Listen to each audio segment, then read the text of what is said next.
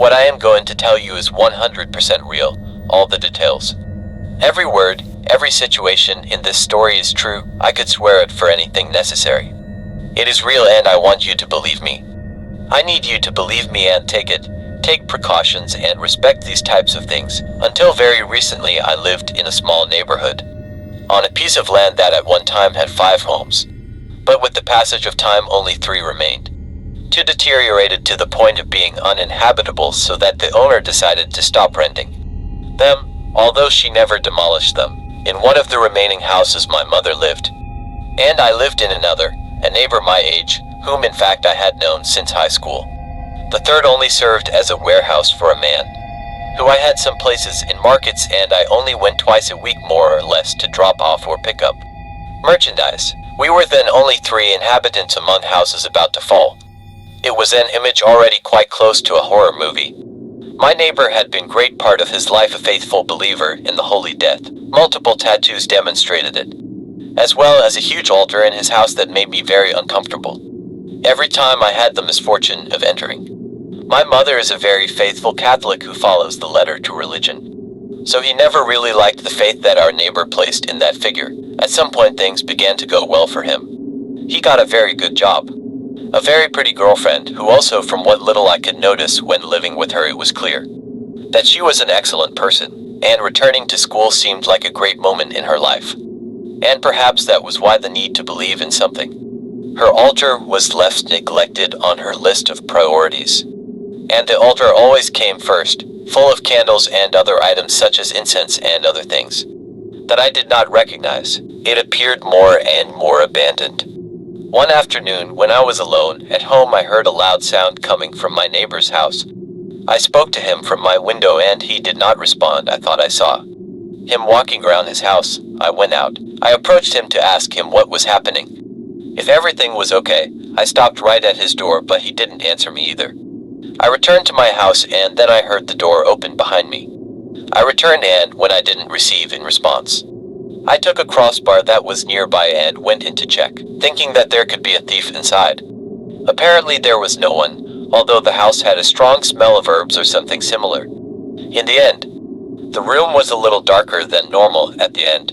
Having closed all the nearby windows, I saw how the altar I had for the Holy Death was completely destroyed. I could feel something very strange in my back, in my chest.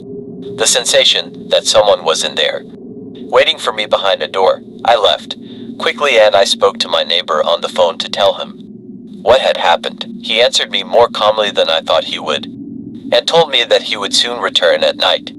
I saw him arrive with a few candles, and I noticed later that since that one day, a candle illuminated the altar again, although still far from the excesses that he previously dedicated to it. About 2 weeks later, he and I were playing cards in my house, when we heard a noise coming from one of the uninhabited houses, a scream, the sound from someone hitting the wall.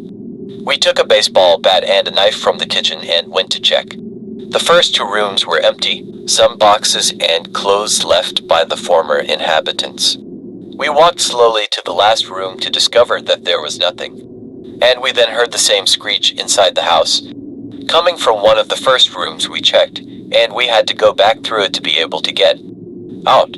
Armed with courage, we went to check behind one of the boxes, and found a small black cat that looked like a cat, street girl about to give birth.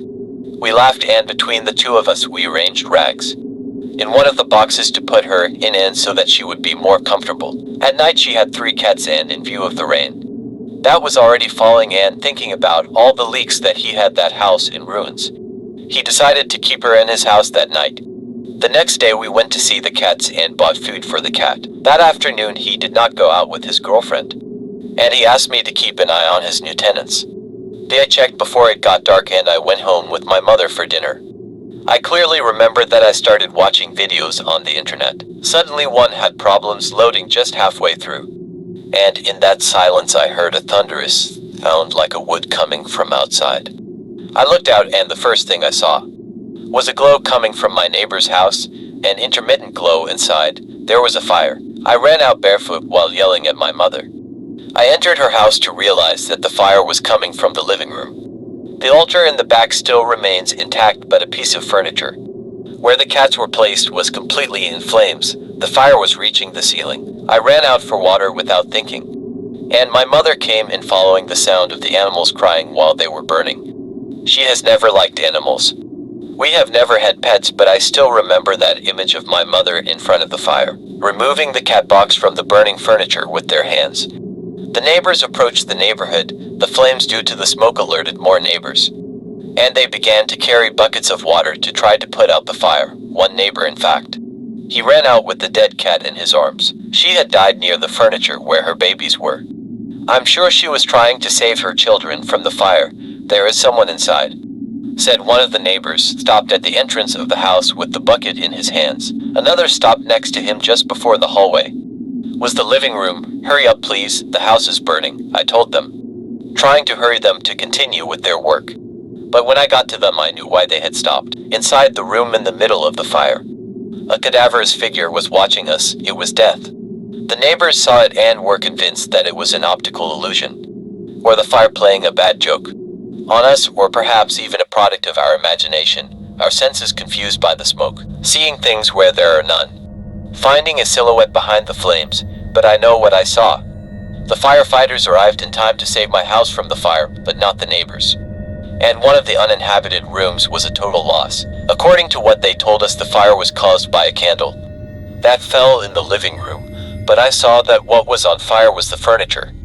The cats were 2 meters from the altar, and I saw that candle on the altar. It was intact when I entered. My neighbor did not return. In fact, I lost contact with him. We moved soon because we could not stand the smell of death. Only one of the cats survived and recovered from his burns. Now you can hardly notice them. And she is our pet. Her name is Luz. And my mom is also recovering from the burns on her hands. And the 3 of us, all 3 of us, have the marks of how real this story is.